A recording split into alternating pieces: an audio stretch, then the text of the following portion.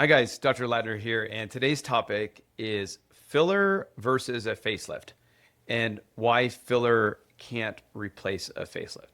So first, filler has its role in our industry, and there are obviously many appropriate times when filler should be used for our patients, or at least can be considered as an appropriate treatment for our patients. But filler shouldn't even be considered in the same ballpark as a facelift because they don't do anything that overlaps. In fact, the closest relative to filler would be fat grafting, which we oftentimes do at the same time as a facelift, because fat grafting is a permanent and more natural solution to restore volume in the face that will go above and beyond what a facelift can offer. Because again, fat or filler isn't doing what a facelift does, and vice versa.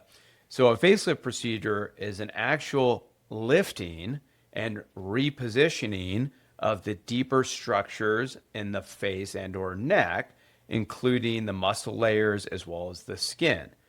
So at no point did we just talk about with that facelift procedure adding volume. We just talked about repositioning and tightening, which filler doesn't do, and that's not what it was intended to do.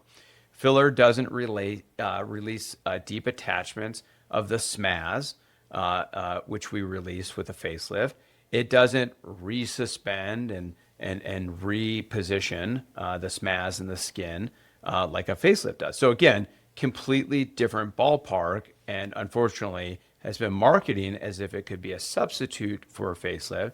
It has its own role, but it clearly is not even in the same world or atmosphere as a facelift and should be considered something completely different. And that's it for today's teaching.